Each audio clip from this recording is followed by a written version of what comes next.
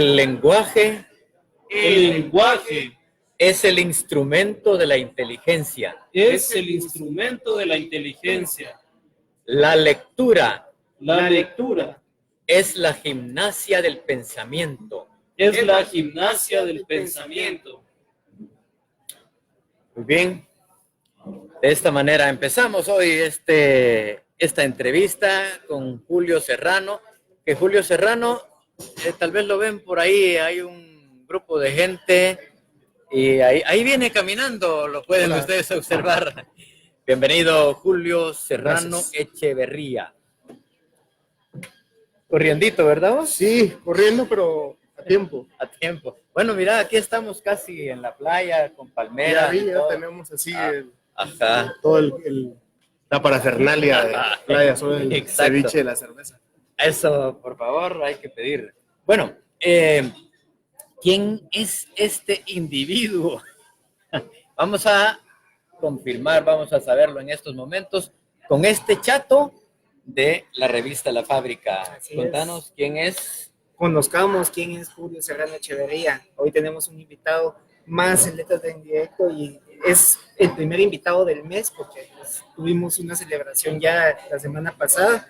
Así que Julio Serrano Echeverría nació en Xelajú en 1983, es poeta y artista multidisciplinario, estudió literatura en la Universidad de San Carlos de Guatemala, también ha tenido formación en cine y artes visuales, ha sido becario de la Fundación Carolina en España, de la Residencia para Artistas de Iberoamérica, FONCA AECID, en México y de la Fundación JAX en Guatemala. Ha publicado Antes del Mar con Metáfora 2018, Estado de la Materia con Catafixia, Central América de Valparaíso, entre otros libros de poesía. Además, varios libros de literatura infantil, en los que destaca Balam, Lluvia y la Casa, de Amanuense. También está en Botas de Astronauta, con Amanuense. Publica periódicamente ensayos, crónicas y reseñas en medios de la región. Parte de su trabajo ha sido traducido al inglés, francés y bengalí. Como realizador audiovisual ha trabajado en diversos registros, entre el documental periodístico, el cine ensayo y la ficción, y el video, así como el videoarte, ¿verdad? Además, fue codirector y co-guionista del programa de sátira Estado del Estado. Actualmente trabaja en su primer largometraje documental con el nombre El Envoltorio Sagrado. También ha participado en varias exposiciones de arte a partir de obra, registros e interpretaciones hacia las artes visuales. Es cofundador y coordinador creativo de la agencia Ocote, un proyecto que es interdisciplinario y de investigación desde el periodismo, el arte y las ciencias sociales. Una bienvenida a Julio Serrano. Gracias, Rodrigo Villalobos. Entonces, sí, aquí estamos. Nos vamos a contar un poquito más porque hoy hay algo de frío acá en la capital guatemalteca. Ok. Vos, de nuevo, te agradezco mucho el esfuerzo por acompañarnos aquí, manito. Claro que sí, Rómulo, encantado. Te lo agradezco. Empecemos vos por conocer un poco de tu trayectoria literaria, que nos contés vos cómo empezaste, qué libros leíste al principio. Bueno, queremos, a ver, ¿qué has leído vos? ¿Ah? Bueno, esa pregunta la vas a tener que cambiar porque no pararía. No, sabes que, bueno, la verdad es que mi formación tiene que ver directamente con la poesía, ¿verdad? Con la palabra oral, son dos elementos fundamentales.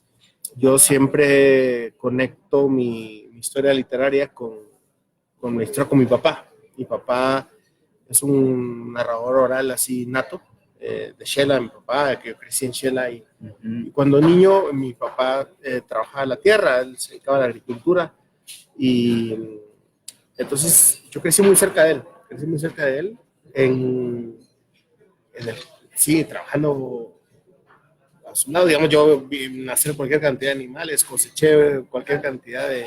¿Probaste también la tierra? Probé la tierra, sí, no, sí, siempre que había tanto siembra como cosecha, pues siempre estábamos nosotros, mis hermanos, involucrados y siempre tuvimos una relación muy cercana con la naturaleza. Y en esa relación con la naturaleza, mi papá siempre tenía esta espíritu oral, ¿verdad? En qué lugar de Quetzaltenango vivían o naciste vos? Yo nací y crecí en el centro de Xela, ¿verdad? En la zona 1 de Xela, literalmente, a la vuelta del glorioso coloso de hielo, Mario Camposeco. Ajá. Pero, mi papá tenía unos terrenos alrededor de Xela, en la parte de La Esperanza, San Mateo, en el Valle Palajunoj, y un pequeño terreno de café en Colomba, Costa Cuca. Entonces había como bastante movilidad en distintos contextos, siempre ligados a la tierra y al trabajo de la tierra. De hecho, por el trabajo de mi papá, imagínate la primera vez que escuché de la corriente del Niño, que ahora ya es tan familiar con el tema del cambio climático, fue en 1991, porque justamente este fenómeno fue que se quebró la parte agrícola de mi viejo. Entonces, yo crecí muy cerca de todo este contexto con las historias de mi papá en el campo. Entonces, ¿qué historias eran? Así, historias tipo, vamos a buscar un árbol sagrado que se mueve del lugar en la montaña. Y era para nomás ir a caminar a la montaña. Yo iba de niño buscando el árbol sagrado y me decían, papá, este es un árbol grande que tiene un altar en el pie, pero siempre se cambia de lugar. Evidentemente mi papá conocía bien ese terreno y habían varios árboles que tenían. Vos te quiero llevar un poquito más al conocimiento de tu papá. ¿Cómo él sabía de que hay árboles sagrados? ¿De dónde viene ese conocimiento de él? Fíjate que es curioso porque yo soy parte de una muy clásica familia ladina quetzalteca, ¿verdad? Uh-huh. En Xela, una de las características de Xela justamente es el conservadurismo. Y en el conservadurismo tenés varios elementos racistas, clasistas, excluyentes, muy problemáticos, ¿verdad? En los cuales yo también crecí, ¿verdad? Mi familia pues también pues está enraizada esta cultura de la que los guatemaltecos somos parte, lamentablemente, ¿verdad? Una cultura racista y clasista. Pero es curioso porque en muchas comunidades en el altiplano de Guatemala, obviamente el altiplano guatemalteco es un altiplano sobre todo maya, ¿verdad? Y la ladinidad guatemalteca con su racismo crónico, ¿verdad? Siempre está como tratando de marcar distancia de esto, pero hay muchos elementos en los que no terminan de aceptar esa situación. Exactamente, es una batalla de identidad bastante sin sentido, pero bueno, una de las cosas muy interesantes es que el espacio de lo simbólico es totalmente maya. Entonces, muchos de los elementos simbólicos locales son profundamente mayas. Y sin ir tan lejos, por ejemplo, nosotros de niños en el altiplano, todos los niños del altiplano, tenemos cuando somos niños, aprendemos el mush, es el ombligo. Y no lo aprendes porque te digan mush es ombligo, sino te dicen, o sea, desde niño te dicen el mush es el mush, pues no hay otra palabra. Hasta después aprendes que se llama ombligo. Es una terminología regional que ahí pues se expande, llega a todos los estratos sociales. Sí. Sí, no, poner el tema del mush está en todos los estratos sociales. Es curioso porque justamente el ombligo es como el password para demostrarle a todo el resto de la sociedad su propia naturaleza, por un lado racista y por otro lado profundamente local, ¿verdad? Ajá. Entonces yo tuve la suerte que mis papás son personas muy críticas y muy sensibles, entonces siempre hemos tenido un proceso también de aprendizajes en este sentido de construir nuestra propia identidad hacia otro espacio. Y mi papá es un personaje muy observador, muy sensible, entonces él siempre encontró no solo en la naturaleza, eso es un aprendizaje importante de nuestra relación con la naturaleza en Guatemala, que es que las comunidades somos parte de un entorno. Entonces, no es que esté la naturaleza y la gente, ¿no? Es que la gente y la naturaleza somos un mismo elemento, ¿no? Entonces, las historias de las personas son las historias de la naturaleza a la vez, ¿verdad? Y mi papá entendió bien eso, ¿verdad? Yo pienso que él, en aprendizajes profundos a lo largo de su vida, y de su búsqueda de identidad también aprendió eso, y entonces la mayoría de sus relatos tenían que ver siempre con la naturaleza y con elementos narrativos que yo muchos años después que me meto a hacer investigaciones sobre la oralidad maya, descubro que mi viejo, desde su ladinidad, que muchas veces, pues, insisto, ¿verdad? Mucho del racismo precisamente al ser estructural está ideológicamente dentro de vos, y no es nada más así que ya no soy racista, ¿no? es que tenés que irte deconstruyendo de muchas maneras e ir como reaprendiendo muchas cosas. Entonces mi viejo pienso que lo hizo muy bien a su manera, y una de las cosas que él rescató con mucha fuerza era la oralidad, que te digo de nuevo, años después de hacer la investigación sobre la tradición oral, me doy cuenta que yo crezco de esta manera dentro de una familia ladina, lo cual es una paradoja bien interesante y me parece un aporte bien, bien importante en mi vida, que de ahí naciera la literatura, de ahí naciera la pulsión por... Mis primeros libros eran las historias de mi papá, y mi papá siempre ha sido un gran lector, mis segundos libros eran los libros que mi papá leía. Bueno, entonces en tu casa siempre había libros, tenías vos esa riqueza que llegaba a través de la palabra viva de tu papá, y había libros también. Sí, estaban siempre amarrados. O sea, de hecho, una de las cosas bien interesantes de la oralidad en casa de mi papá, pero en todas las oralidades, es que necesitas fuentes de lenguaje, ¿verdad?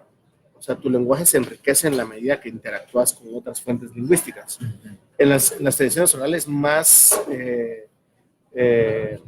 consolidadas, esa fuente lingüística son tus mismos antepasados, casi siempre en relación de maestro-alumno, ¿verdad?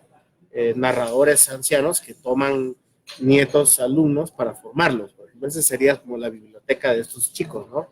En el caso de uno que nosotros crecimos en una sociedad de una oralidad mixta, ¿verdad?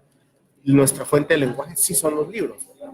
Entonces, en el caso de mi viejo, que es un gran lector, mi papá fue cura. Es una cosa interesante, porque mi viejo fue cura. Se amplía el abanico de historia de mi relación con mi viejo, porque, lo digo porque es importante el hecho de que como cura, pues habla latín y griego, bueno, lee y escribe latín y griego, pero esa relación con el latín y con el griego lo colocan en un espacio interesante en la tradición occidental. Entonces mi viejo tiene un mundo muy occidental, literario y lingüístico, precisamente por esa tradición, la relación con el latín concretamente. Yo crecí con eso, o sea, yo te digo, mi viejo tenía gestos muy bellos como decirte los dichos primero en latín y después se decían en español, cosas así. Y no en un modo así como profesor de seminario, digamos, sino más bien como un juego, ¿no? Un juego, porque a él le gustaba mucho decirnos que las palabras siempre tenían una historia. Entonces siempre estaba él haciendo las etimologías de las palabras y yo crecí con las etimologías. A la grande. Sí, fue muy lindo. Vos. Muy lindo. Entonces, esa mezcla entre la relación con la naturaleza y la oralidad de las cosas, digamos, y de las comunidades como un elemento orgánico, mezclado con esa otra base totalmente occidental, pues imagínate, entre latín, el griego y todos los textos filosóficos, mi viejo muy ligado a la teología, a la filosofía, pues crecieron en un ambiente muy enriquecedor, ¿verdad? O sea, sí, pues bueno, mira, de esos primeros libros con los que tuviste contacto, ¿vos hay algunos a los que les guardás un amor más especial que a otros? Sí, fíjate, la verdad es que le tengo particular cariño. Mira, lo voy a partir en dos, digamos. Por un lado, la primer Mafalda que yo leí, justamente pues era de mi papá. Mi papá tenía varios cómics de Mafalda. Y para mí Mafalda fue un proceso formativo bien importante porque fue como mi primera piedra de una formación política. Leer a Mafalda para mí era el origen de la formación de lo que más adelante sería para mí una mezcla profunda entre lo político y lo literario. Y por otro lado... Sí, pues, porque los mensajes de Mafalda, pues hay que...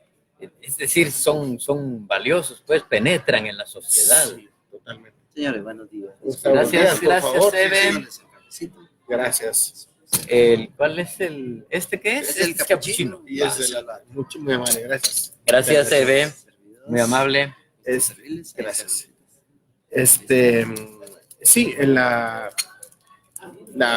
lectura de Mafalda era precisamente política y humorística. Para mí son dos cosas que están totalmente conectadas. La política y el humor son una sola cosa. Y es una manera de llegar, bueno, a través también de la imagen. La imagen acompañada de la palabra incisiva. La palabra incisiva. Aquino, que ha sido un genio, ¿verdad? Y ha sido un maestro de una larga tradición, donde hay muchos grandes maestros también, ¿verdad? Del cómic y de la sátira en distintos registros. Vos mira, y hay que caer en la cuenta que en este caso la imagen complementa a la palabra. Sí, totalmente. Sí. Porque es para transmitir un mensaje. Entonces, solo utiliza a una niña y pone el mensaje. Claro, construye personajes. Eso era lo bello. Que Kino estaba construyendo personajes con los que te podías identificar.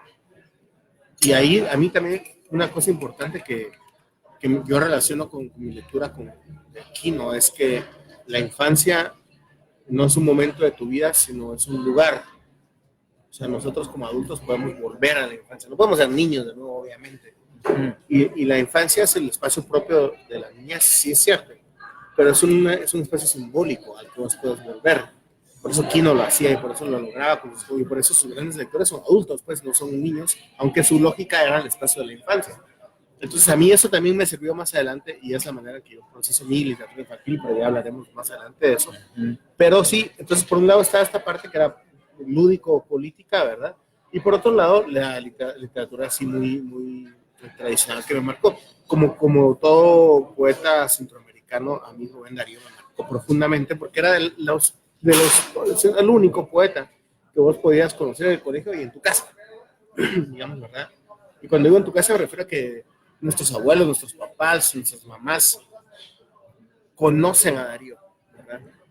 Y Darío es un gran poeta, la verdad es una cosa bien interesante, ¿sabes? Porque luego, es una maravilla sus poemas. Sí, y es un poeta que tiene muchas facetas es una puerta a una modernidad literaria que nosotros en la escuela normalmente nos lo mataban porque nos enseñaban las cosas más aburridas de Darío, toda esta parafernalia rimbombante que también la tiene, ¿verdad?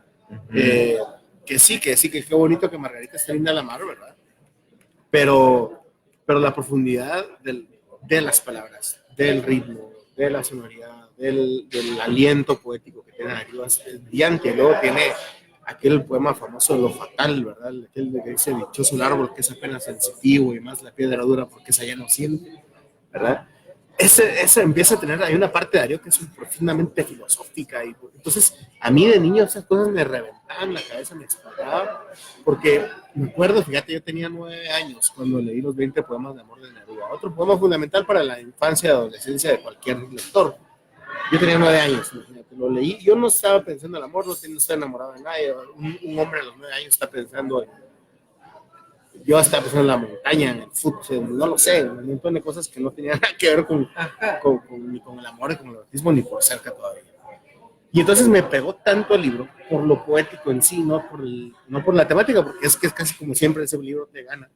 Entonces cuando terminé de leer el libro, metí una página en blanco en la máquina de escribir de mi papá, porque dije, qué chileno sería poder escribir así. Y entonces meto meto la página, y tengo mi primer crisis de la página en blanco a los 9 años, pensando que se podía escribir poesía como si uno escribiera una carta, digamos, ¿no? Y entonces mi primer bloqueo, y ya te digo, en ese momento yo ni siquiera había pensado dedicarme a esto ni nada, o sea, solo lo leía porque mi papá lo leía y lo dejaba ahí, entonces no era una cosa que yo relacionara mi vida con la literatura. Pero ahí tuve mi primer crisis de la página en blanco, tratando de decir qué chileno escribe este señor.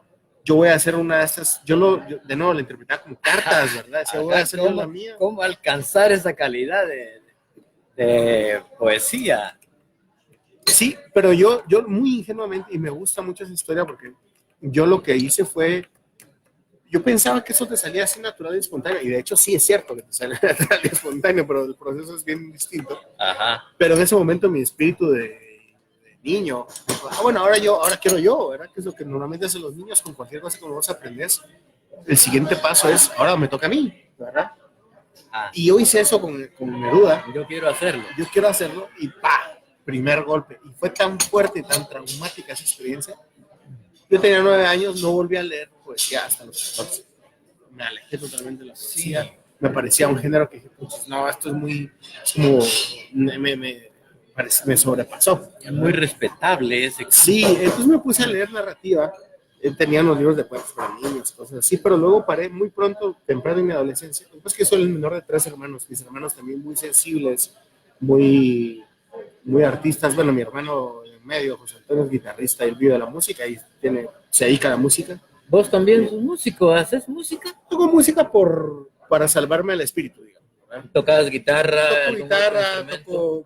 Toco la guitarra, el ukulele y el bajo como un aficionado, digamos. Superior, pero...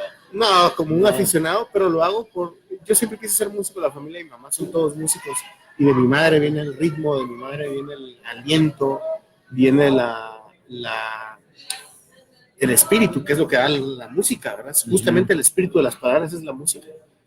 Entonces, de toda esa conexión con mi mamá y con la historia profunda y la raíz de mis abuelos, imagínate, yo me llamo Julio porque mi abuelo Julio, porque yo llevo el nombre, era cantante, era músico, que conocí a mi abuela cantando, ¿no? Se enamoraron cantando.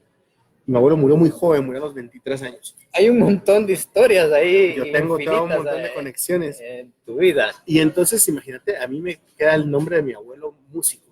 Y yo desde Huiro con esa intención decía, pucha, yo quiero ser músico. Mi hermano es un gran músico, mi hermano me da un talento impresionante.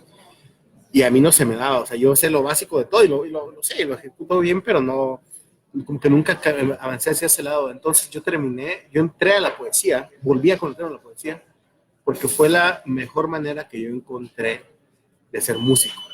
O sea, para mí la poesía es mi forma de ser músico. Hay una conexión ahí entre la música y tus versos, entonces, ¿no? Totalmente. Para mí la poesía sigue siendo aliento. ¿Cómo sentiste la necesidad de pasar, de establecer ese puente entre la música y la poesía?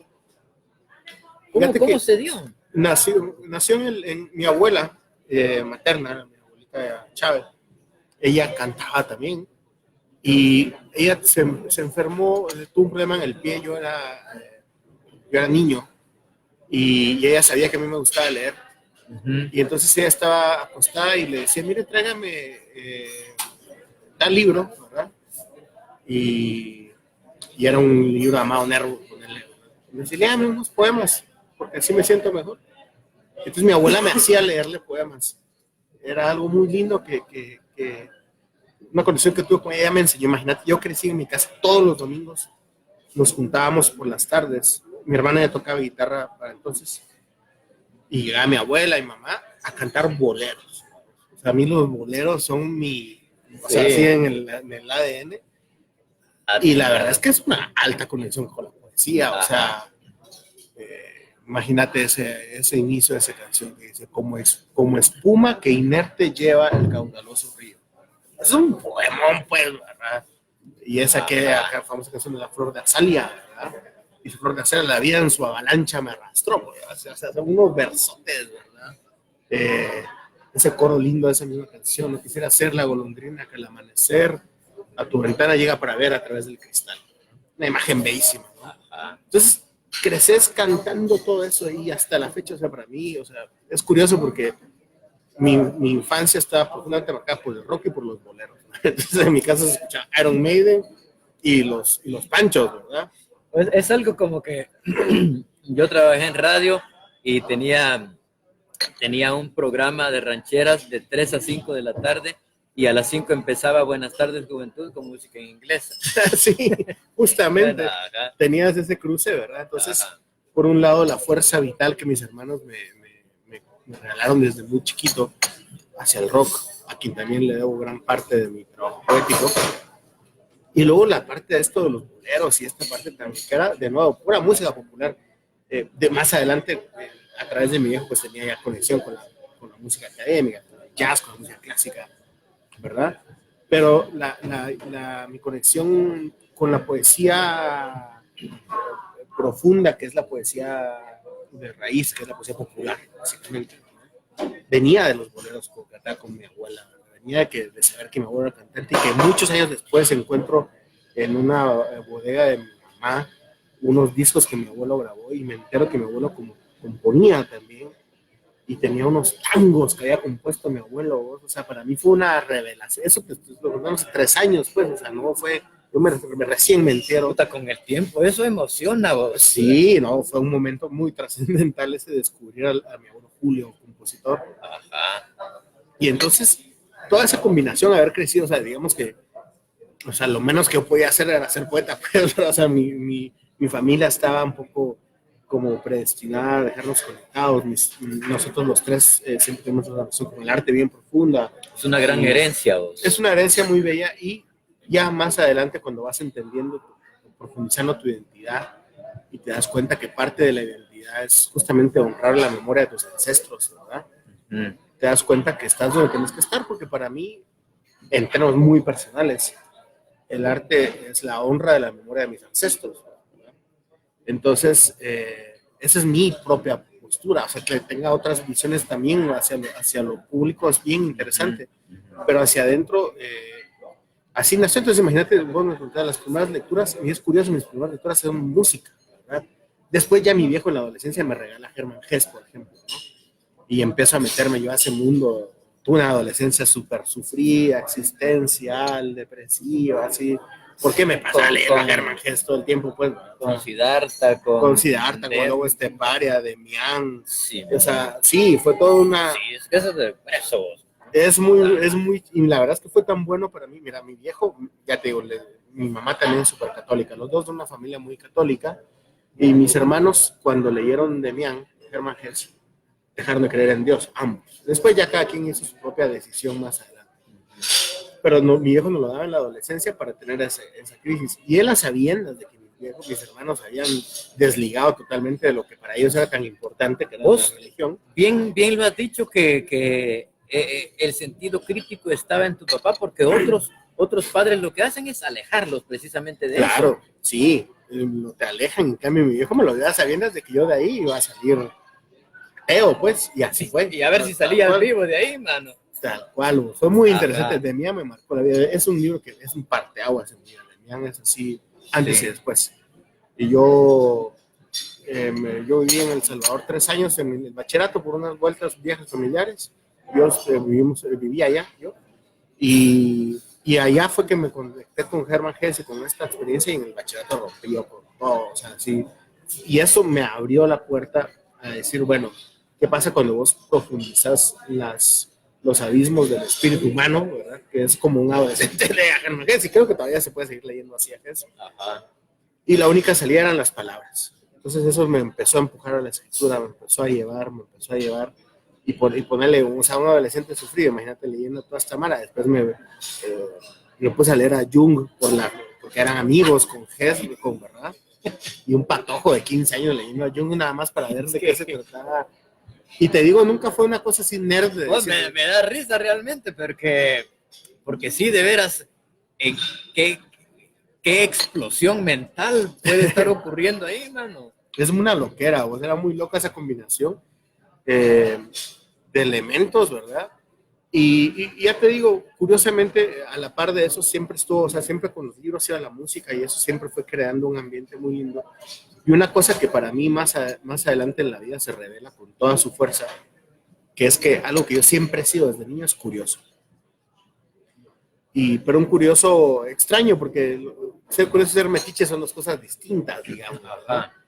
Quienes tienen ambas habilidades, seguro le va a ir muy bien en la vida. Sí, es que es una inquietud. La inquietud es algo trascendental. Es algo trascendental, ¿sabes? Y fíjate que yo con mis viejos en esta vida, en Shela, tan ligada al arte y tan ligada a la naturaleza, aprendí que la curiosidad y el respeto te abre cualquier puerta, cualquiera.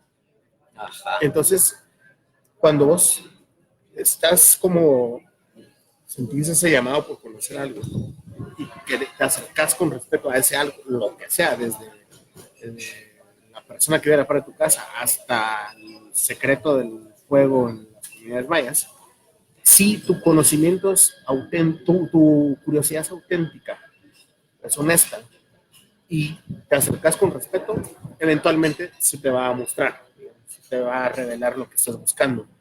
Entonces, desde niño me pasó eso, vos, y eso me fue llevando a un montón de conexiones, porque ya te digo, así están los libros, están las personas, están los libros, está la música, y el tercer punto son las personas.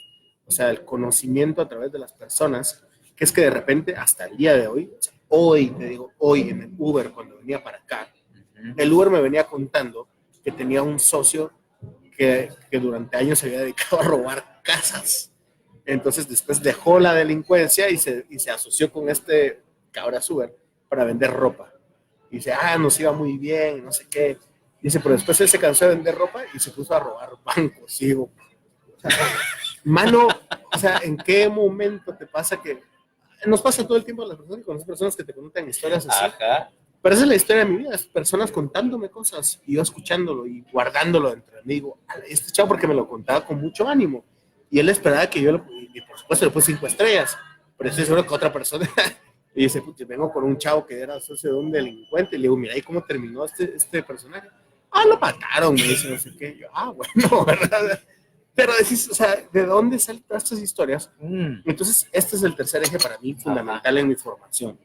Aprender a escuchar, a pesar de que evidentemente soy muy hablador, como está pasando ahorita, pero normalmente yo soy un escucha, pues, y tú te sentás y te pasas vos, y la manera como eso, cuando tu curiosidad es auténtica, la gente se suelta y te cuenta cosas. Vos, ese es un gran mensaje, fíjate, mano. Sí, sí. Buenísimo, buenísimo. Es lo auténtico. De veras que no vas por chingar. Cabal. ¿Verdad? Te nace de las profundidades el deseo de por qué ustedes alrededor del fuego hacen este rito, ¿verdad? Claro. No vas por fregar, no por burlarte, no, querés saber. Sí, querés saber y se te nota. Y hasta compartirlo con ellos. Obviamente, sí, que es lo que querés hacer, porque realmente, ¿para qué querés saber? Esa es la pregunta que viene acompañada de eso. ¿Por qué querés saber algo? Y la respuesta en mi caso, en mi vida, y yo creo que esa es la solución al debate, es porque querés compartirlo, lo que vos acabas de decir. Entonces, por ejemplo, hace algunos años estuve haciendo una investigación sobre la relación entre los volcanes y la resistencia política. Por eso fue que yo terminé trabajando con el fuego. Ser el fuego se llama el proyecto.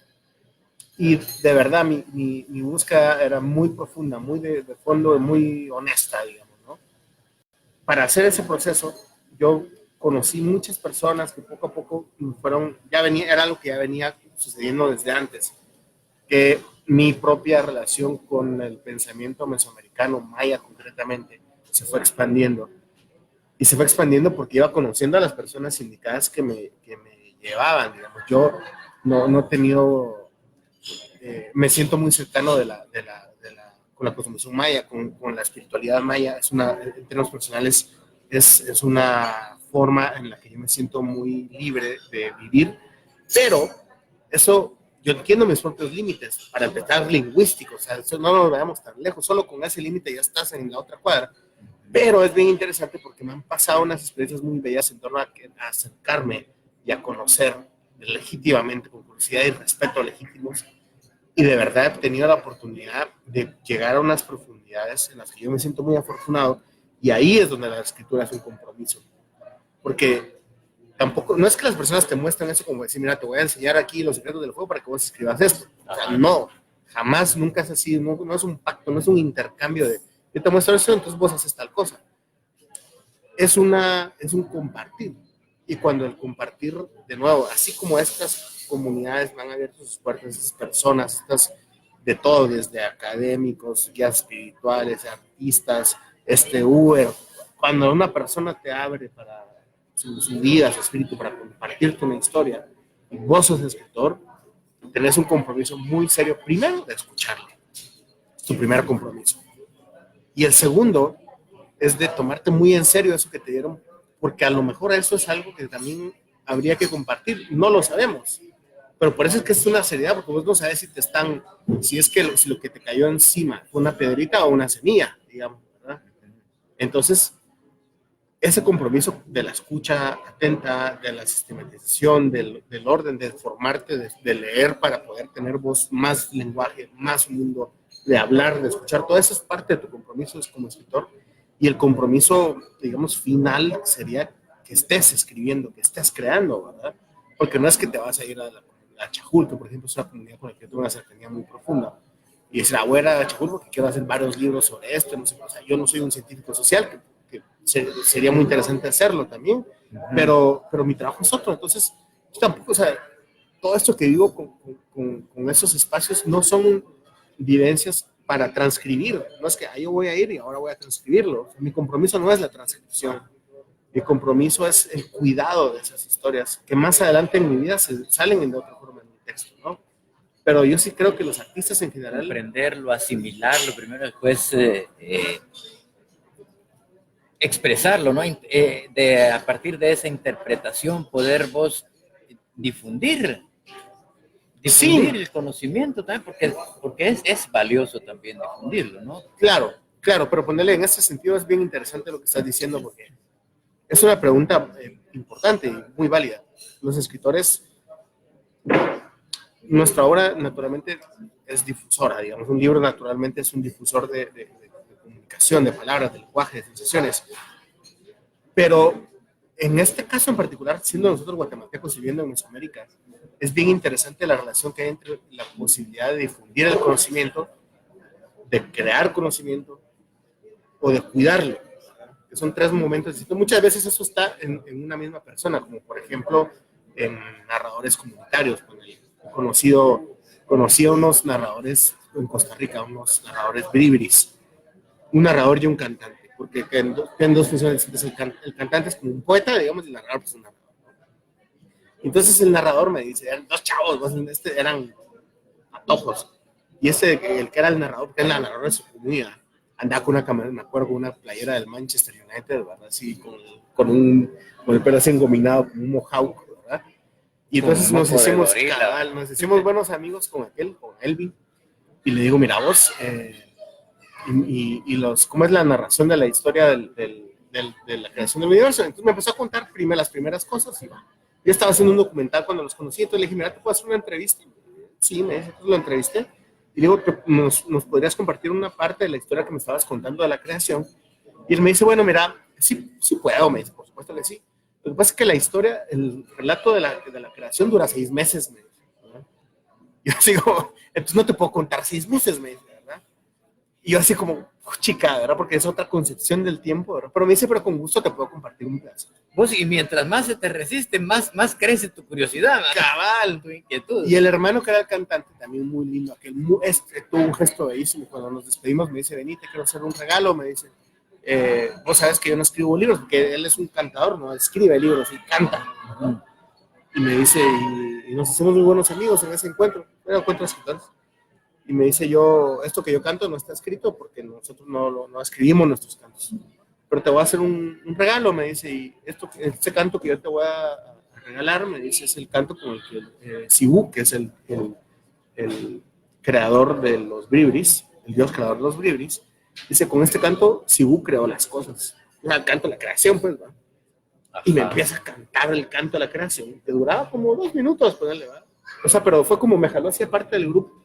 Este es mi regalo para vos, y me canta el canto de Sibú y la creación, ¿verdad? Yo así como, y pues con eso nos despedimos, y nos dimos un abrazo y chao, ¿verdad? Pero decís, puchica, o sea, los niveles que hay de interacción de esto, ¿qué hago yo con todo eso, digamos? Es la pregunta. ¿Qué es lo que hace un escritor con todo eso? ¿Lo haces, qué haces? ¿Transcribís el canto?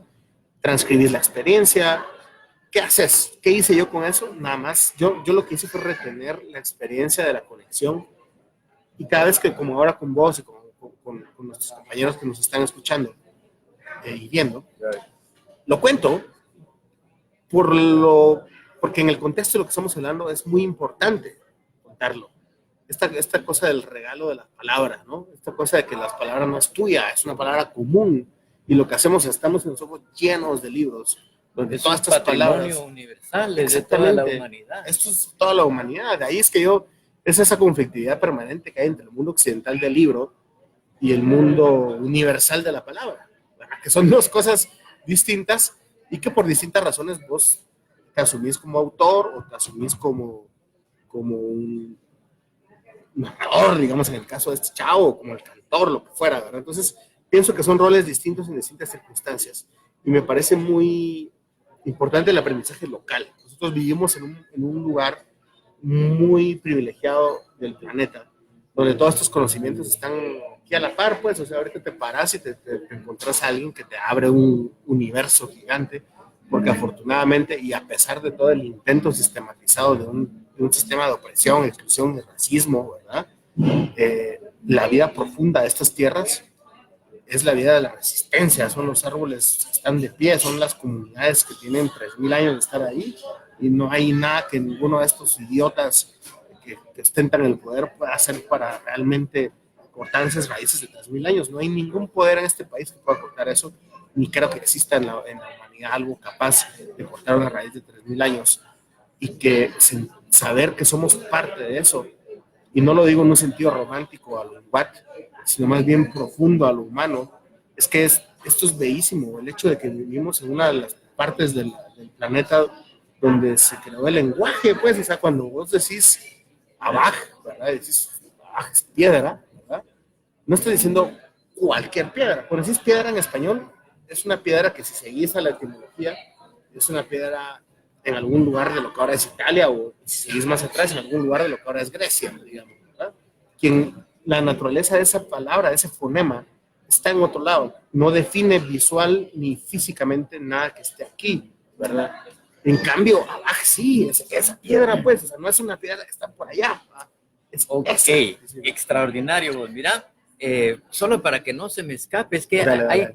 hay datos que hay que enfatizarlos, hay que subrayarlos.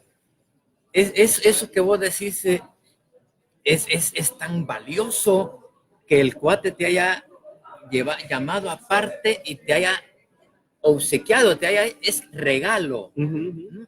El regalo de un canto que es a la vez un mensaje, es la palabra.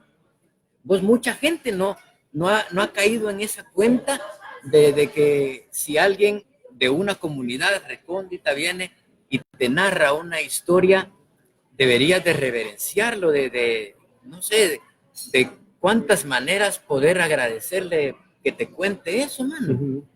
Que te cuente una historia y que lo haga, te voy a regalar esto, porque sabe que eso tiene un valor profundo. Sí, y sabes que quien te da ese regalo sabe, obviamente, como vos decís, sabe el valor de lo que te está dando. Entonces, eso es otra cosa que el racismo ha incrustado en nuestras cabezas, de que primero pensamos que la tradición oral es menos, ¿verdad? Como que fuera una especie de versión primitiva de literatura, lo cual absolutamente no. O sea, es una tecnología gigante, es una de las tecnologías más complejas y más profundas de la humanidad, la oralidad. Y luego que quienes son guardianes de las palabras saben muy bien cuándo, cómo y a quién compartirla, pues, ¿verdad? No es que, o sea, porque son cosas sagradas, profundas, son el valor de tu comunidad. Esta es la imaginación de tu comunidad, ni modo que te la voy a dar a vos porque vienes nomás, digamos, ¿verdad? Entonces, quienes resguardan las palabras saben con quién comparten las cosas. Te voy a contar una anécdota bien importante que me acaba de pasar.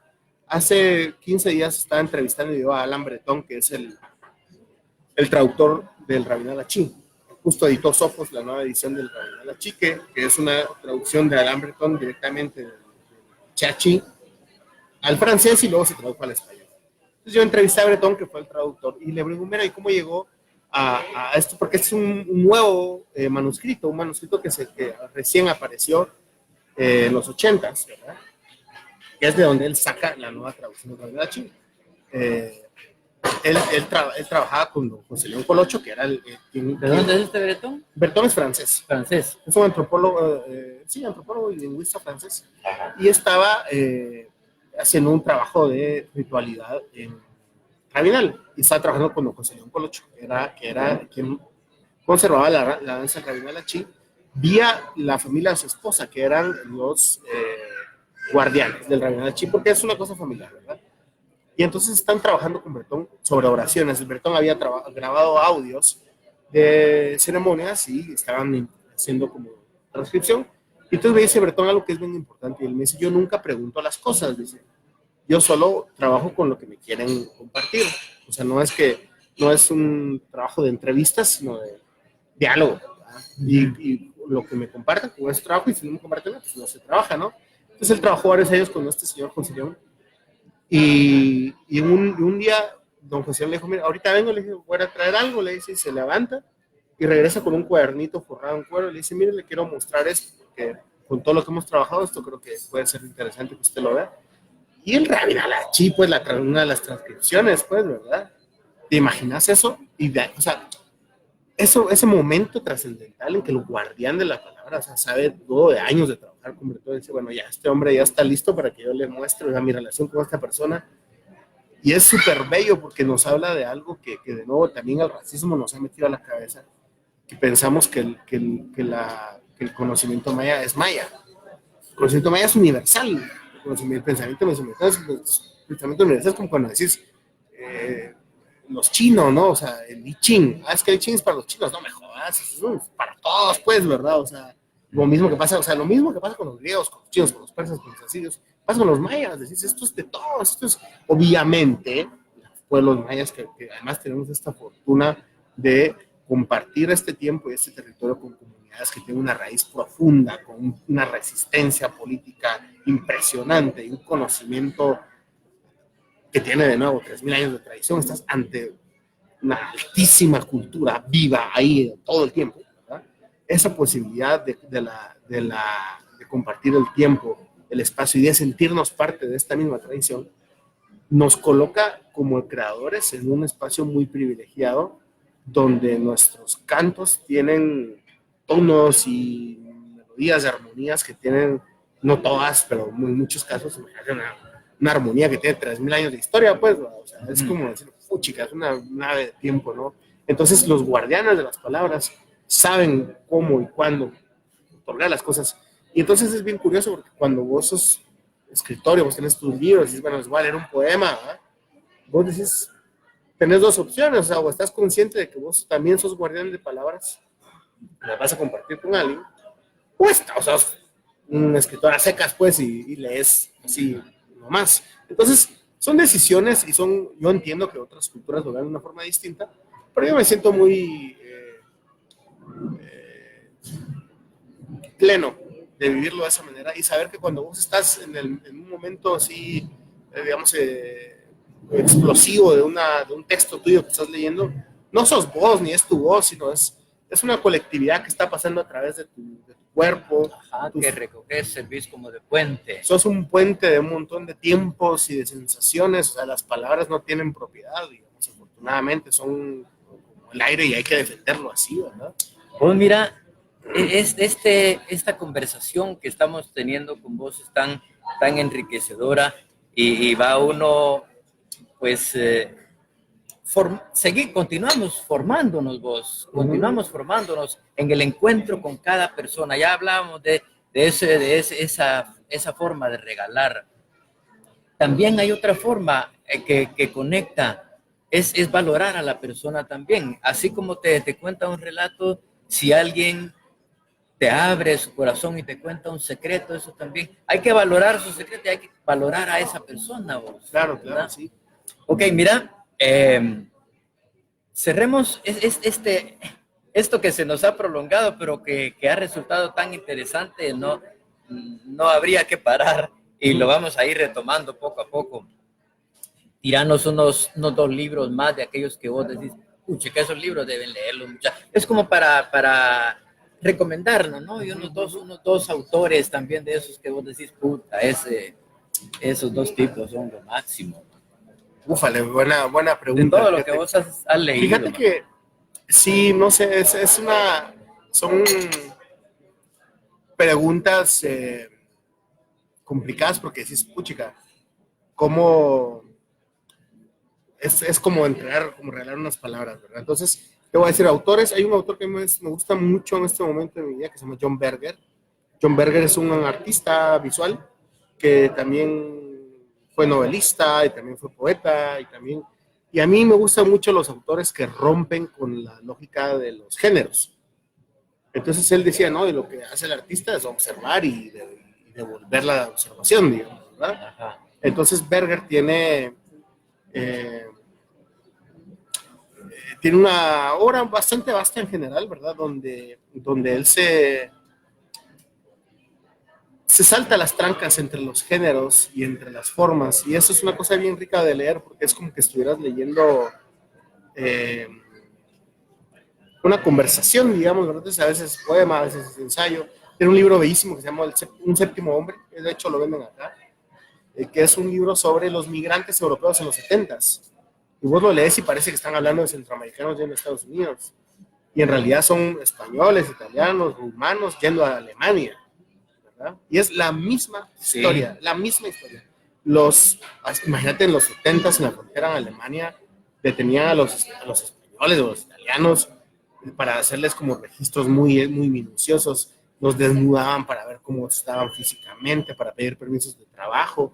O sea, unas cosas que que pasaba, que Berger habla mucho de eso, muy Impresiona interesante. todo eso. Esa es una lectura que a mí me marcó mucho porque te cambia un poco la visión de decir, bueno, a ver, esto no solo no es algo de ahora ni es algo solo de nosotros, sino hay toda una parafernalia colonial que desarmar en torno a esto, ¿verdad?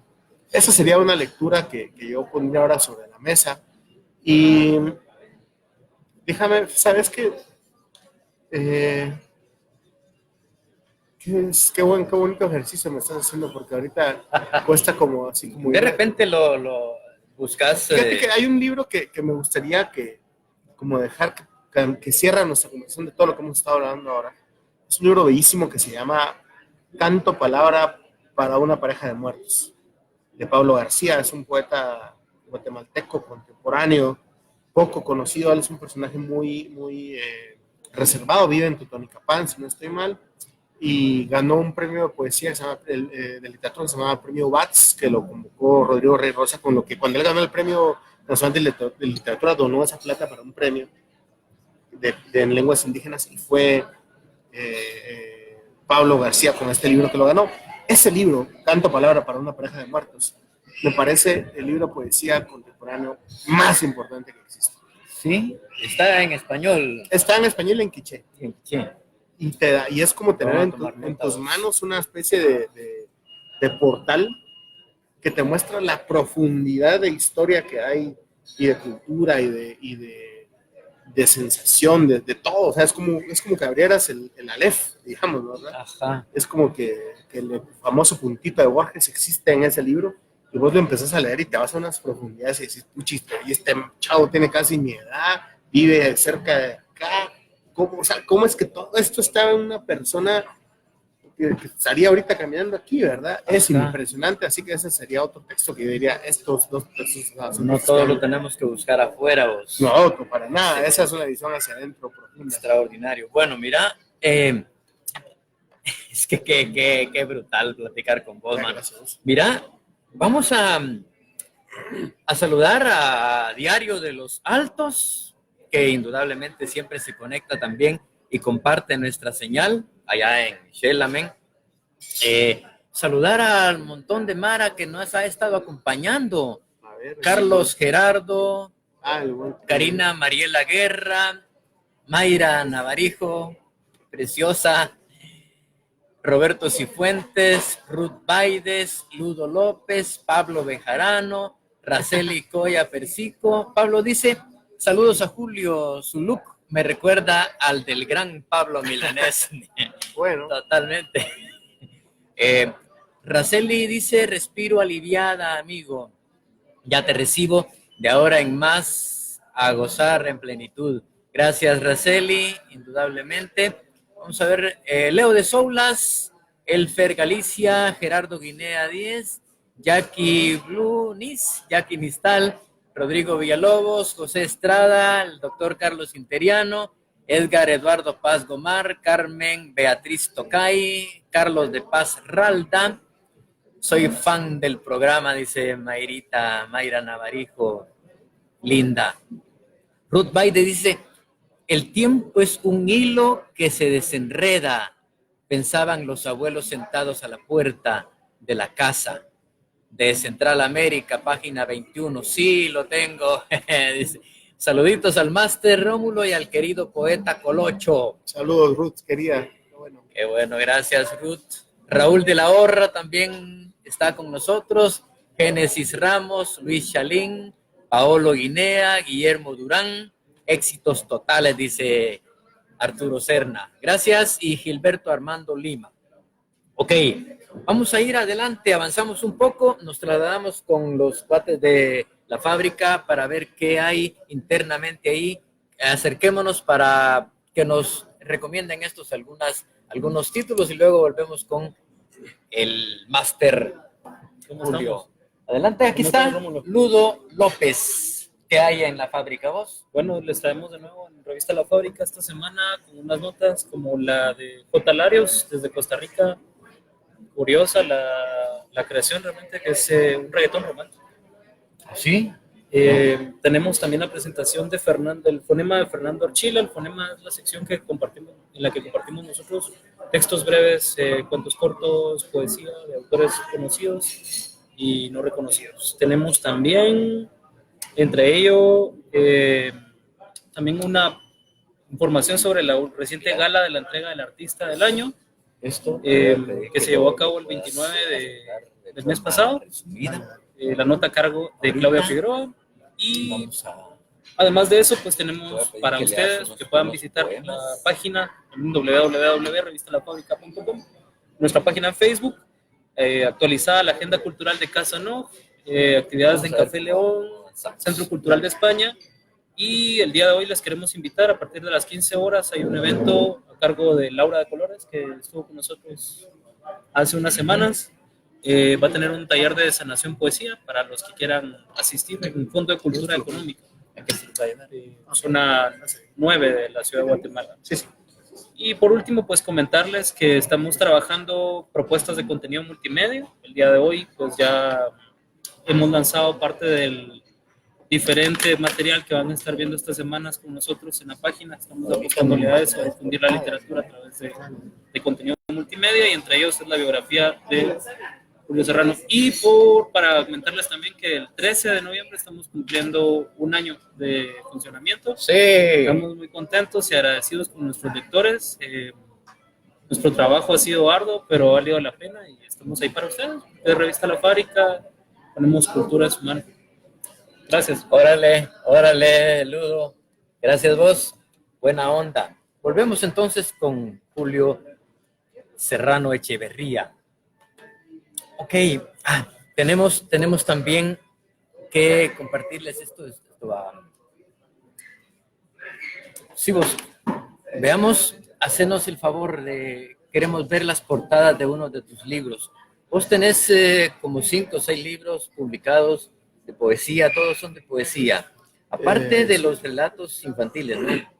Sí, ¿verdad? ¿Tenés aquí unos de...? Fíjate que sí tengo, mira, lo que la tarjeta que tengo, la mayoría están agotados, pero bueno, de mi archivo para ustedes.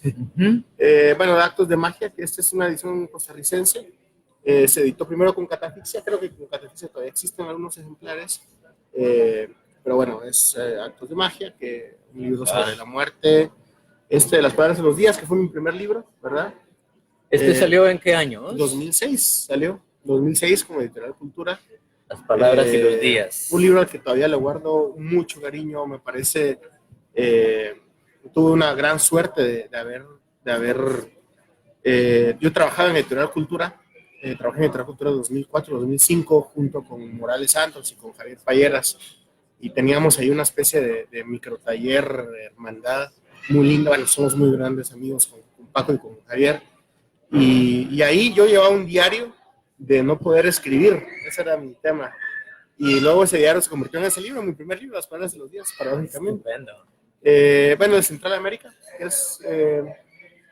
esto es una edición de Magnaterra Editores, que por cierto Paolo y Gerardo están por ahí.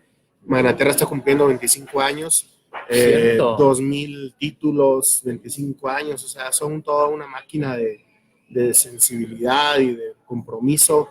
Y para mí, bueno, Paolo, Gerardo, Pamela han sido familia para mí, y también para ellos un abrazo, pues ellos editaron... Sí, abrazo grande a toda la familia de Magnaterra, entonces. Ellos editaron Central América en 2013, luego tuvo una edición con Valparaíso en España, y que hasta ahora es la única que queda en circulación, porque pues afortunadamente la edición de Magnaterra en Guatemala se agotó.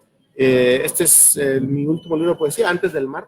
Lo publicó Metáfora Editores en Shela. El año pasado. El año pasado, exactamente.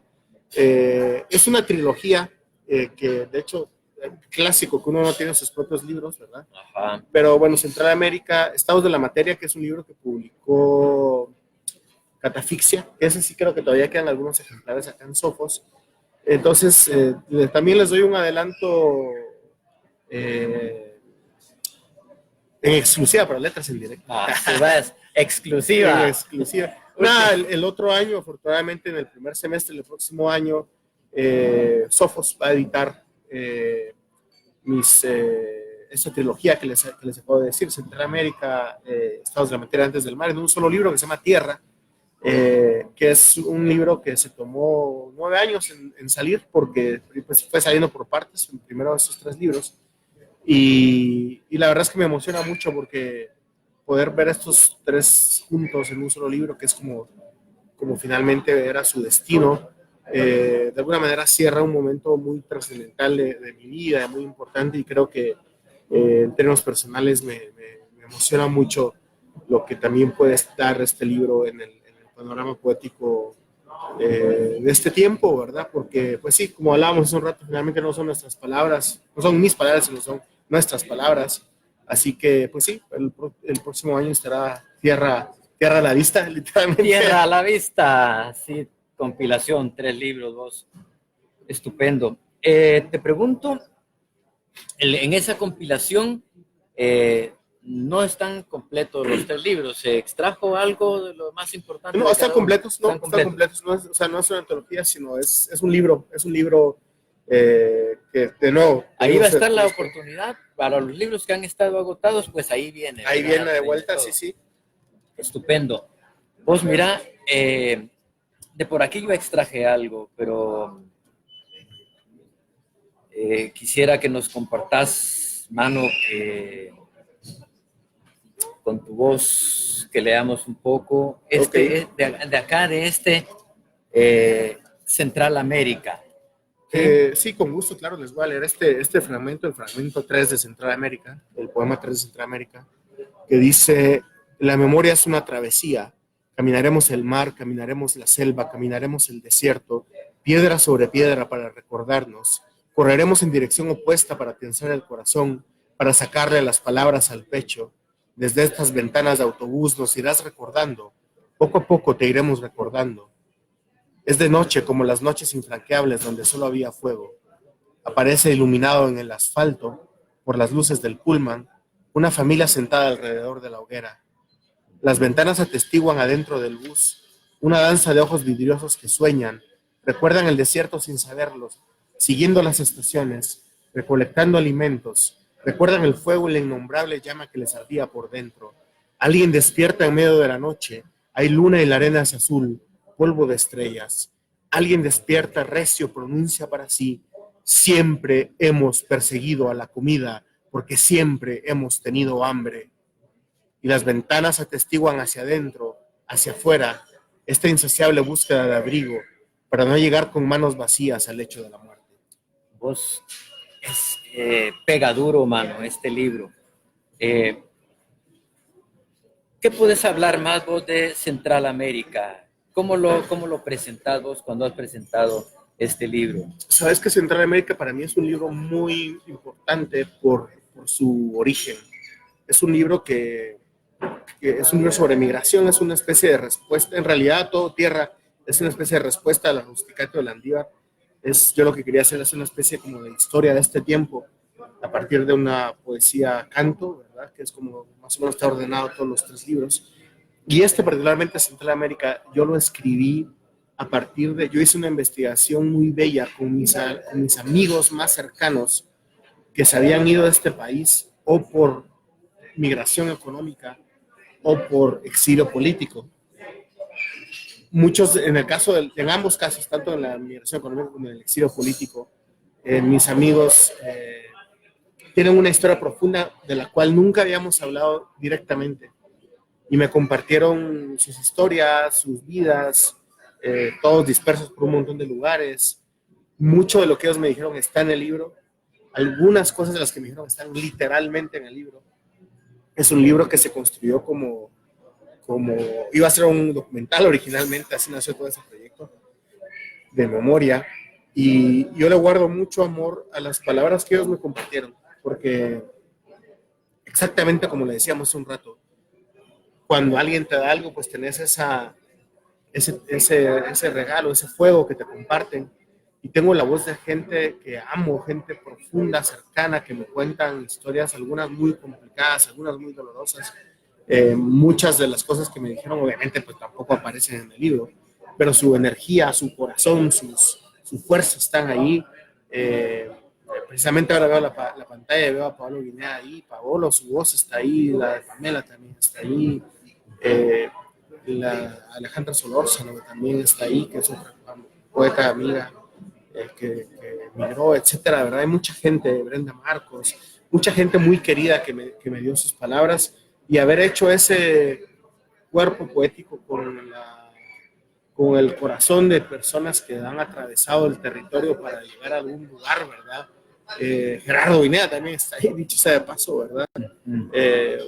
Unas cosas muy bellas que me dieron, y se terminó siendo, hacia afuera es un libro sobre migración, hacia adentro es una especie de oración de un grupo de personas que aman profundamente este país y que por distintas razones se tuvieron que ir y por distintas razones tuvieron que volver, y están allá o están acá donde están luchando. Mi hermano, mi hermano José Antonio, que está en España, etcétera, ¿verdad? O sea, no sé, tantos migrantes, ¿verdad? Y les debemos tanto a nuestras poblaciones, no solo migrantes, sino a toda esta Guatemala que se fue al exilio para salvar su vida, porque cuando estaban salvando su vida, estaban salvando nuestra imaginación y nuestras palabras. O sea, no eran nada más irse afuera para salvaguardarse, estaban salvaguardando el conocimiento, estaban salvaguardando la filosofía, la lucha, ¿verdad? Y también por eso ese libro es un libro también de gratitud para todos ellos, digamos, para todos las guatemaltecas, los guatemaltecos que se han tenido que ir, porque en ese irse también va un pedazo profundo de nosotros, una raíz profunda de nosotros, que, como decía una abuela que conocí, dice, es mejor 2 árboles que ninguno, ¿verdad? Y nuestras raíces están en un montón de lados ya, ¿verdad? Entonces sí, es un libro migrante, es un libro que atraviesa el desierto. Y definitivamente el desierto está acá, está la arena, está el polvo, el dolor está en casi cada palabra, vos, es decir, lo comunicas perfecto, y por eso yo utilicé también en un promocional la lectura de este fragmento, mira vos, por favor, ya con tu voz. Sí, y aquí también les voy a contar una clave de este fragmento. Ajá. Esta parte del libro tiene varias fechas, Ajá. que no, sin años. Son las fechas en que estos amigos regresaron o se fueron. Entonces, cada vez que yo digo una de estas fechas, es una marca en el tiempo de alguna persona específica que se fue o que regresó. Entonces, marcan el tiempo y lugares en el tiempo reales donde ellos estuvieron. 30 de abril. Hay un camino que se recorre por dentro. Hay una línea que nos parte por dentro. Hay un muro, hay otro muro y alambres de púas que nos hinchan las manos por dentro. Hay un desierto y una selva y un enorme fluctuante por dentro. Hay mares que se secan, mares que retumban por dentro. Hay una balsa que flota sin rumbo, unos zapatos que se revientan contra el fuego, sed y sol infernal por dentro. Hay un cansancio y unos labios que se quiebran y la mirada seca y salada, por dentro, por fuera. Hay unos zapatos que se rompen por dentro, que duelen. Vos, solo en ese verso hay mucho dolor. Está esa travesía, está ese sufrimiento, el atrevimiento de esa gente que viaja, que camina, que se expone. Bárbaros, sí. Bárbaro. Este libro es extraordinario. Central América. 2014 salió este. Sí, 2014. 2014, bien, excelente. Debo compartir un momentito aquí que Gaceta también nos acompaña siempre, nos da el apoyo ahí con Gaceta. Ya viste, ¿verdad? Ahí estábamos, sí, desde claro. Ayer en la tarde ya estábamos ahí con el promocional. Entonces vamos a ver qué hay en Gaceta también. ¿Dónde anda? Aquí está. Los gacetazos de esta semana. Una nueva semana con notas variadas e interesantes. Marcelo Colucci analiza la moda del plástico, de lo superficial, la idolatría de lo nuevo que se materializa en la moda de los pechos de silicona. Por su parte, Camilo García Giraldo analiza la relación entre la teoría de la relatividad de Albert Einstein y Dios, mientras que Luis Enrique Morales se centra en la falta de calma que agobia al ser humano y sus consecuencias. Ante las decisiones del presidente salvadoreño Nayib Bukele de retirar a sus diplomáticos de Venezuela y de reconocer como presidente a Juan Guaidó, Edgar Rosales y Virgilio Álvarez nos comparten sus respectivos análisis. Este 11 de noviembre, el planeta Mercurio estará pasando frente al Sol, lo cual podrá ser visto por medio de telescopios con filtros solares. Sobre este fenómeno escribe Edgar Castro Batén. No olviden visitar Gaceta GT. Perfecto. Ahí estamos, ya pueden meterse a Gaceta para informarse más. Volvemos con vos. Casi abarcamos gran parte de la oralidad, pero la oralidad puede ser lo primero, ¿no? En esto de la palabra. ¿Por qué no tocamos ese punto? No sé qué has aprendido vos, qué has recogido, de dónde nace la palabra, cómo aparece la palabra en el mundo, ¿no? Es una buena pregunta, ¿sabes? Y para mí una forma simple de explicar todo esto, no sé si explicarse a la palabra, sino profundizar en esto, es el concepto de tecnología. Creo que es una idea que es bien familiar para todos en este momento de la historia, en esta revolución tecnológica que vivimos. Y es bien valioso pensar la palabra como tecnología, porque lo es. Vamos a ponerte a pensar la velocidad de transmisión de datos que tiene la palabra, ¿verdad? Cuando estás hablando con una persona, la velocidad, la puedes comparar, se podría hasta calcular, si querés, cuánta información se está transmitiendo en tiempo. No es tan eficaz en términos, si lo querés comparar con lo que puede transmitir las nuevas tecnologías, pero es muy eficaz en el proceso de almacenamiento, digamos, ¿no? Vos hasta el día de hoy estamos contando historias que se han transmitido oralmente a lo largo de 3.000 años. Nuestra capacidad de almacenamiento tecnológico a través del silicio, ¿verdad? De la microelectrónica, hasta el día de hoy no, porque es una invención bastante reciente, tenemos a lo sumo 40 años de data guardada, digamos, ¿verdad? Si nos va bien.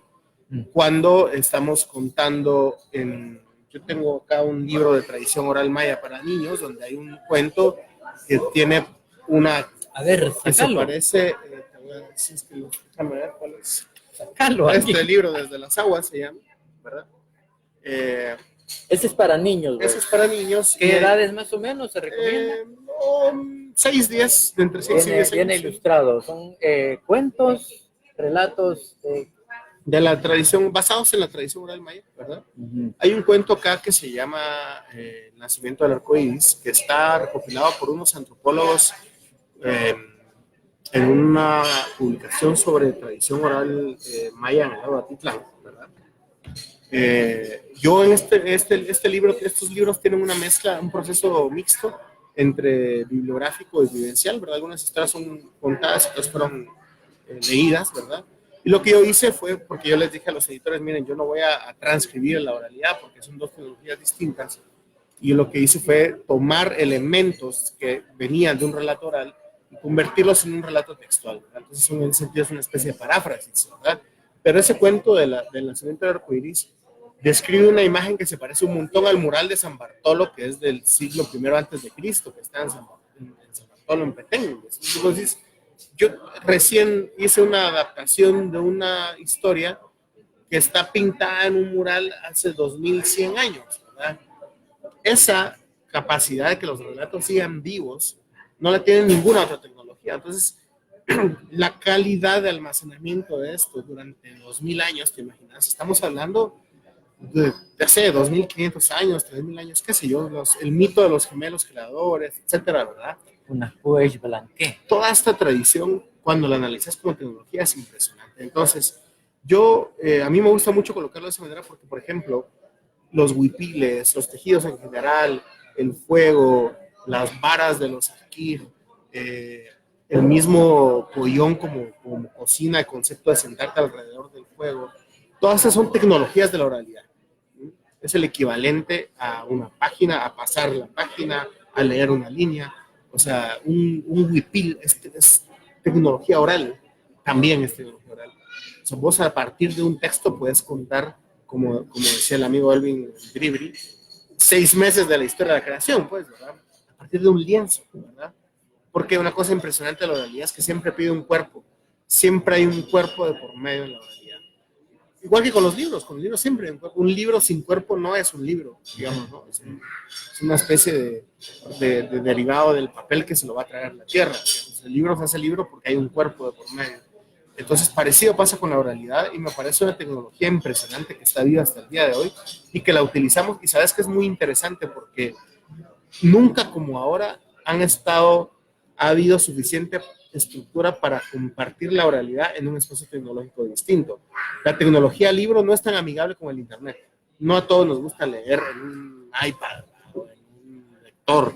Es complicada la relación entre el libro, como lo entendemos, y esta tecnología. Ajá. En cambio, con la oralidad, no. Hay una simbiosis propia de lo que nosotros tenemos como tradición oral versus lo que la tecnología de internet te provee. Tenés imagen, tenés audio, tenés comunidad, los puedes guardar, lo puedes volver a mover, etcétera. O sea, el internet se parece mucho a la tradición oral en general. O sea, como tecnología es una tecnología que es más parte de la oralidad que del libro, de la tecnología libro. ¿Verdad? Entonces, es súper interesante esa combinación. ¿Cómo es que la inquietud más bien mía va hasta quién se ha encargado de ponerle nombre a cada cosa? Imagínate, es una linda pregunta. Eso creo que sí no se puede, como si alguien, ¿sabes de esa historia no sé si fue inglés o quién, que se puso a escribir el diccionario Oxford buscando las palabras, dónde se originó cada palabra, man. Es extraordinario, ¿verdad? Sumergirse en esa tarea, pero no lo consigue uno. No se consigue, pero por eso yo te decía hace un momento de que a mí me parece que vivimos en un territorio muy, muy afortunado, donde es uno de los lugares donde la palabra escrita se creó. O sea, hay 6 lugares así en el planeta, en la historia de la humanidad. O sea, la escritura, llegar al proceso de escritura es un proceso evolutivo tecnológico muy complejo, muy, muy complejo. Y el mural de San Bartolo, de nuevo, 2100 años, tiene glifos. ¿Cuánto tiempo tiene que pasar para que una civilización construya una escritura? Entonces, vos imaginate que, o sea, eso no se hace de un día para otro. Regalarle 1000 años, que es más alto que eso. Pongámonos tacaños, si solo son 1000 años, son 3000 años para construir un lenguaje. Ajá. Y eso es un proceso muy complejo de las poblaciones humanas, ¿verdad? Y también, ojo con eso, que tampoco nos tenemos, o sea, la fortuna que tenemos es saber que cuando decimos quiché, estamos diciendo el nombre de un pueblo, el nombre de una geografía, el nombre de un idioma, pero esa palabra en ese idioma significa bosque. O sea, y no es un bosque cualquiera, sabemos qué bosque es. Si yo te digo que la palabra quiché significa bosque, en tu mente vos sabés qué bosque es ese. Y eso, o sea, para los quichés, por ejemplo, es mucho más profundo. Hay una cosa que pasa en este país que no pasa en muchos lugares, que es la creación del universo. Porque el universo se crea con palabras, como vos decías, cómo se nombraron las cosas. Nosotros, como hispanohablantes, jamás vamos a tener la experiencia de la creación del universo, porque nuestras palabras no crearon este universo. Otra vez, cuando decimos bosque, estamos usando una terminología que habla de la reunión de árboles que no son estos árboles. ¿Quién sabe qué árboles fueron? En cambio, cuando decimos quiché, sí estamos hablando de esos árboles. Entonces, vos imagínate que creciste, viviste, sos parte hasta el día de hoy y creas conocimiento, creas cultura, creas comunidad a partir de que tu idioma nombra tu propio universo. Y eso pasa aquí en Guatemala todos los días en millones de personas. Entonces vivimos en un lugar donde las palabras tienen una raíz profunda, crean el universo todo el tiempo. Entonces, por ejemplo, Sam Colop hacía la relación entre la palabra huracán y huracán, ¿verdad? Entonces decís, sí, si la palabra huracán viene de huracán, digamos, cada vez que dices huracán y tenés este gran poder del cielo, estás hablando del creador de los cielos, ¿no? ¿Verdad? de esta relación entre las palabras y la memoria profunda. Entonces, ¿de dónde vienen? Es impresionante porque vienen de lugares, vienen de cuevas. Ese es el origen de todo. Cuando vos ves y eso Picasso lo decía muy lindo, ¿no? Las pinturas, él decía que las pinturas ¿cómo se llaman estas que están en el norte de España, las pinturas rupestres famosas? Altamira, las pinturas de Altamira son los primeros poemas, dice, ¿no? Ahí están las primeras cartas de amor de la humanidad. Y vos ves esos mamuts corriendo, pues, ¿verdad? O sea, lo que representa, hay un documental buenísimo que se llama La Cueva de los Sueños Prohibidos, de Werner Herzog, de una cueva que está en Chauvet, en Francia, que tiene 35.000 años de estar. Vos ves en esa cueva un jaguar moviéndose, porque lo dibujaron en 3 movimientos. Entonces, eso es el primer poema, ese es el nacimiento de la escritura, es una marca, si ustedes googlean el rastro humano más antiguo que hay, el signo humano más antiguo que hay, son como 75.000 años en un hueso, hay un asterisco que, por cierto, se parece al hashtag, a la figura del hashtag, ¿no? Esa es la marca más antigua que hemos encontrado humana en un hueso. Y vos decís, esa marca es la Divina Comedia, esa marca es el Popol Vuh. Sí, pues. Esa marca es el Gilgamesh. Está encerrando una historia. Ahí empieza, digamos. Vos mira, tus libros, tu palabra está llena de símbolos, mano. Vos y ya, por eso vamos entendiendo mejor tu poesía, porque por esa relación con el árbol, vos hablas mucho de la arena, hablas mucho de la piedra. Bueno, también pasemos llevando, por eso resulta importante haber sabido que tu papá se preocupaba por la etimología de las palabras también. Ahí caemos en esa parte, ¿verdad? Y ahora nos vamos a esto, vamos a abordar 2 temas finales, Dale. que es fundamental. Esto, por ejemplo, que vos nos digas el símbolo, qué significa para vos el símbolo de piedra, que la piedra está en toda tu poesía, está en todos tus libros. Y de ahí vamos a concluir, creo yo, con ese rol que debe tener el escritor en la comunidad. Perfecto. Mira, la piedra para mí es el dispositivo de memoria más complejo que hay. Digamos. Que yo hasta me conecto con los glifos que mencionás, con las estelas también, ¿no? Claro. Sabes que vos agarras una piedra en tu mano y ahí hay una historia en lenguaje piedra, ¿verdad? No me refiero a la historia geológica, pues también la historia geológica es parte de la piedra, pero todos los movimientos, la conexión y la relación que ha habido entre el movimiento del planeta, el fuego, la relación que hay entre el mar y el magma para expulsar en una erupción una piedra, ¿verdad?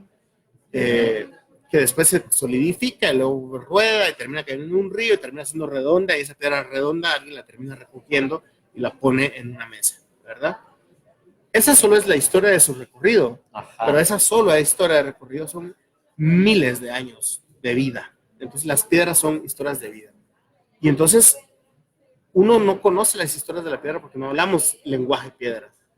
Pero tal vez sí un poquito, tal vez sí te puedes empezar a conectar. Entonces yo me acuerdo una vez en una clase en Estados Unidos, yo estaba hablando sobre esto, tenía una piedra así en la mano, y decía, bueno, esta piedra tiene memoria, y si yo aprendo el lenguaje de la piedra, eventualmente voy a poder contar la historia de la piedra. Entonces, cuando terminé, un alumno latino se me acerca y me dice, ¿de dónde sacaste lo vos de la piedra? Y le digo, bueno, es una, de la intuición, un poco, o sea, en Mesoamérica, los pueblos mayas, todas las cosas tienen espíritu, y las piedras tienen espíritu, y tienen voz, y tienen memoria. Tienen espíritu.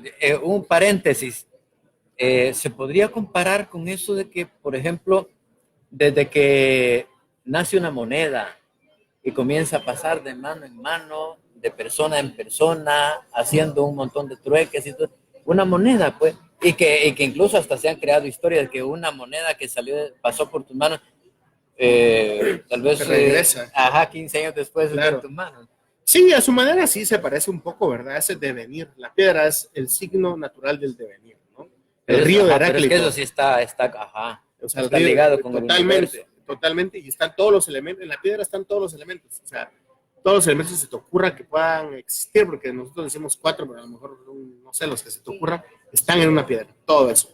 Entonces, esa conjunción de los elementos, me dice este chico cubano, me dice, ese era cubano el chico que se me acercó, y me dice, que eso que vos me dijiste en mi cultura es secreto. Y como así, él es un babalao yoruba, de la tradición yoruba, de lo que tenemos como santería, digamos, en el Caribe, y él es un sacerdote de esta tradición, y él me dijo algo que es una de las cosas más bellas que en la vida me han dicho. Me dice, la piedra, dice, no, más bien, el tambor es la voz de la piedra.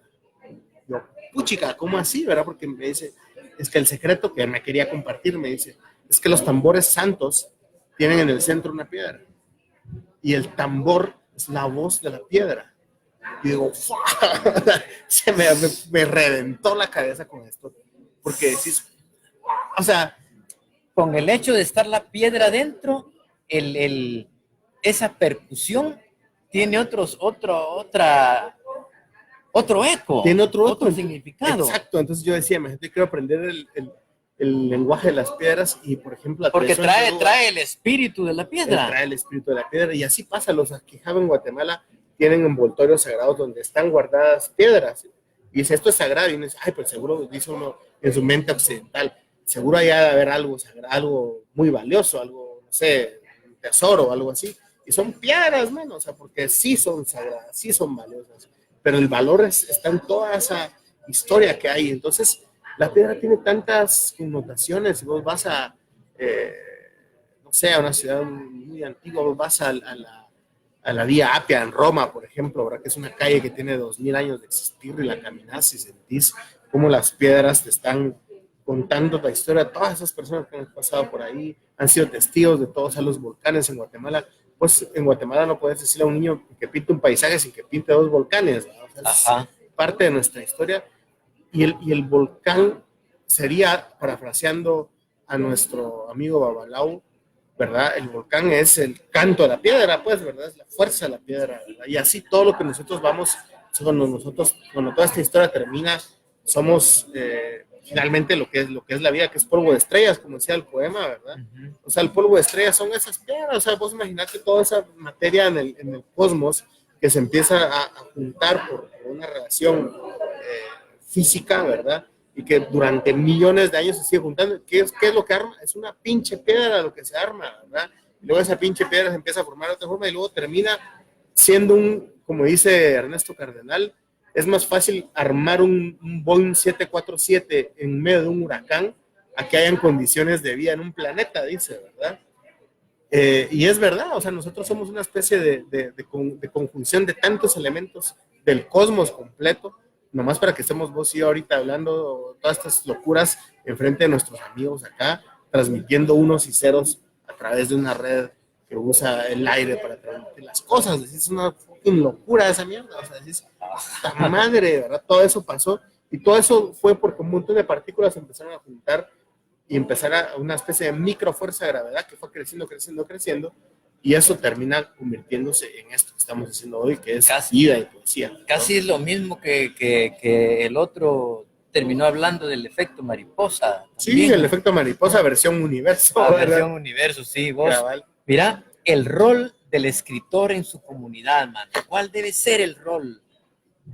Es una gran pregunta, fíjate, porque yo sí creo que yo soy una persona profundamente pesimista con la humanidad y muy optimista con la vida.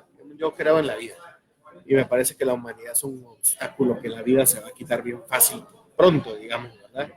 Pero mientras eso sucede, nosotros como partes de la vida deberíamos tratar de dignificarla, ¿verdad?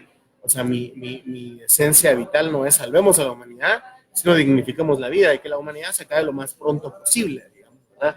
Pero mientras eso suceda, nosotros hacemos este tipo de cosas como escribir poemas en medio de una comunidad para decir que ojalá nos extingamos pronto, ¿verdad? Entonces, ¿cuál es el rol de un escritor en este tiempo? Las sociedades, la humanidad, lo que hemos construido en términos de humanidad como sociedad es un verdadero fracaso, digamos. Nuestro sistema vital es un sistema profundamente opresor, injusto, todo el patriarcado de su estructura bestial, todo el capitalismo de su estructura bestial. O sea, todo lo que hemos construido, lo que nos sentimos orgullosos, es parte de un sistema profundamente tiránico y grotesco. Orgullosos, entre comillas, ¿verdad? Porque es Exactamente. una decepción O sea, bárbara, man. todo eso que nos fue desconectando de la esencia natural de la vida se volvió en contra de nosotros, ¿verdad? Entonces, Ajá. ¿qué es lo que hace la sensibilidad? ¿Qué es lo que hace la poesía? ¿Qué es lo que hace la literatura, el arte en general? Es lubricar esas conexiones con la vida, ¿verdad? Es que nosotros mantengamos la conexión con lo vital, ¿verdad? Y no en función de beneficio nuestro, sí es cierto que nos beneficia, sino a favor de la vida, digamos. O sea, esto es una cuestión de, y ojo, con eso no es un discurso pro vida, que es otra cosa, ¿verdad? Me refiero a que no, que la cosa se debe de transformar hacia un crecimiento común de las cosas, digamos, ¿no? Entonces, ¿a qué voy? Hacia el rol del sector en la comunidad, es justamente, primero, trasladar esta dinámica de la mega humanidad y sus sistemas a algo más pequeño, a algo más cercano, a algo donde te reconoces, a algo donde en ese espacio, en estas páginas, está una comunidad que es real, que existe, el bosque, ese quiché, ¿verdad? Eso, el escritor es el guardián es un guardián de palabras, no el guardián, es uno de los guardianes de las palabras.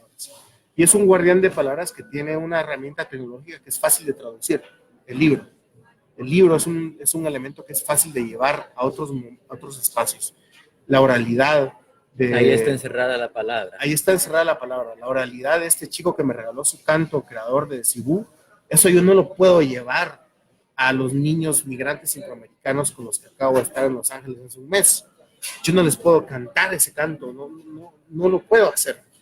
Pero puedo llevar libros donde algo de ese espíritu está.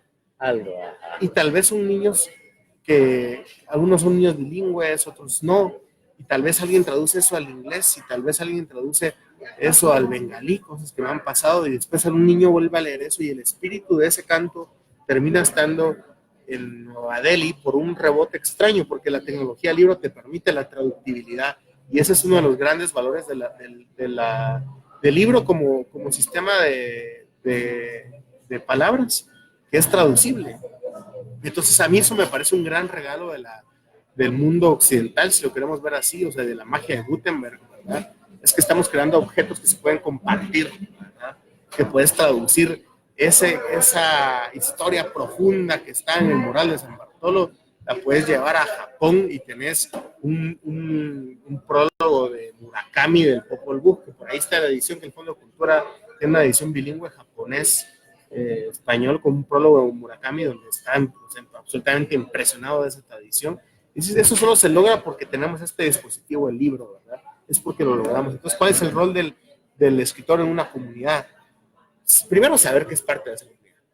Es una responsabilidad seria de un autor saber que es parte de una comunidad. No puede olvidarse que uno es parte de una voz colectiva, uno es parte de un sueño mucho más amplio y que, sí, vos puedes ser todo lo nihilista que querrás y decís, es mi obra, yo no me siento parte de lo que querrás, es tu delirio, vos sos parte porque solo por hablar un idioma sos parte de una comunidad y sos guardián, resguardás esas palabras. Entonces, yo sintetizaría de una forma que nos conecta con el inicio de esta conversación, la voluntad auténtica y el respeto, ¿verdad? Ese es el gran compromiso y el gran rol del escritor en una comunidad, es que las palabras estén resguardadas. Y no, cuando digo resguardadas, no es guardada. El resguardo es que está como guardián. Es un guardián de algo que está vivo, ¿no? O sea, es el que se encarga de que el fuego no se apague, pues, ¿verdad? El autor no es la leña, ni es el fuego. Eso es la vida. Y la comunidad está alrededor del fuego. El autor es ese cabrón que le toca estar ahí tirando leña al fuego para que no se apague. Y si es de día, pues le toca que la llama, porque viste que la llama no se puede apagar. O sea, es que es la magia del fuego. Es que si se te apaga, cagaste. O sea, ¿verdad? Vas a tener que volver a hacer todo el rito para prenderlo. Exacto. Entonces, mantener encendido el fuego es el gran rol del escritor en este tiempo. Y que sepamos que vivimos en un lugar donde el fuego tiene 3000 años por lo menos de tradición y sigue muy encendido. Y hay que decirlo, no es gracias a los autores, a los poetas, a los escritores, también nosotros nos participamos de eso. Es gracias a esa oralidad, a ese cuerpo robusto, gigante, de una cultura inmensa, de la cual también somos parte y a la que le debemos profundamente esta experiencia que tenemos como norteamericanos. Y eso del relato y eso del que vos paralelamente tenés el relato con el origen del fuego y el robo del fuego aquí en estos libros, extraordinario vos. Mirá, yo realmente el cuestionario lo tiré, mano, porque no se puede. Aquí estamos disfrutando de la palabra realmente, compartiéndola. Vos nos la estás regalando hoy, mano. Te lo agradecemos mucho. Hay un montón que yo quisiera que habláramos, pero ya no, tal vez logremos tenerte en otra oportunidad. Y quiero decir un par de cosas, y si vos podés todavía, buscas ahí en tu memoria 2 poemitas que nos puedas regalar para cerrar esta charla. Decir que qué valioso que vos también te hayas preocupado en crear libros para niños. Extraordinario. Y hay un montón de facetas en las que vos estás involucrado que ya ni las abarcamos hoy porque no hay oportunidad, pero los que te conocen saben en cuántas ondas del arte te has involucrado y en las que vos te entregás, man.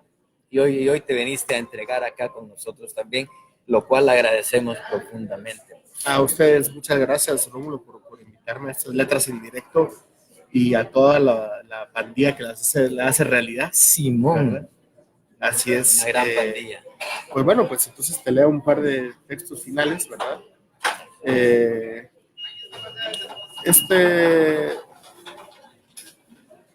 Los voy a leer los dos juntos, es un parte de un mismo poema y dice... ¿En qué libro está? Es Antes del mar.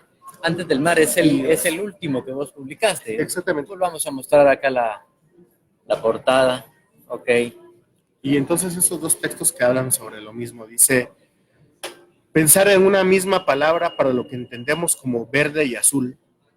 Nombrar todo aquello que la vista cubre de pie en una altura en Yucatán, por ejemplo. Yash, verde. Yashkok, verde oscuro que tira azul. Yayash canté, cólera verde entre azul verde, cosa verde no madura, verduzco. Yashkab, azul, cosa clara o azul aturquesado. Yashkab, descolorido, hinchado. Yashhal, ponerse verde o reverdecer. Yashholenil, verdor. Yashhulen, color del cielo. Yashkolen, tiempo que se aclara, nubes que se despejan. Yashilha, el color verde que toma el agua en la profundidad. Yashkan, arco celeste, arco iris. Y el verde del mar será como tu corazón, y el azul del mar será como tu corazón, y el azul verde del mar será como el azul verde del cielo, y el azul verde de la selva y de las piedras que envejecen con la vida encima, reverdeciendo, reazuleciendo. Hay una misma palabra en español para decir azul y verde, distancia. Y con eso me despido. Con eso cerramos de buena manera. Yo no me quiero ir también sin saludar a otros que se hayan pegado por acá. Raceli dice, guardianes de la palabra, bello, puente uniendo tiempos, precioso, mágicas definiciones que echan a volar el alma en el universo sin fin de la palabra. Gracias a ti, Rómulo, y tu ilustre invitado por este viaje increíble hacia la hondura del ser. Enamorado abrazo argentino, dice Raceli. Gracias, Raceli. Súper. Rudy Alfonso Gómez Rivas, Diana Morales, Josué Andrés Mos, Luis Gonzalo Pu Alcón y Neisy Portillo también nos han acompañado. 1000 agradecimientos. Este encuentro con Julio Serrano Echeverría ha sido formidable, inolvidable. Queda el material ahí disponible para que lo podamos revisar después. También allá atrás se van colocando los compas de la revista La Fábrica y con ellos, pues entonces vamos retirándonos diciendo que todo el mundo esté súper bien. Gracias, vos. Gracias a ustedes. Hasta luego.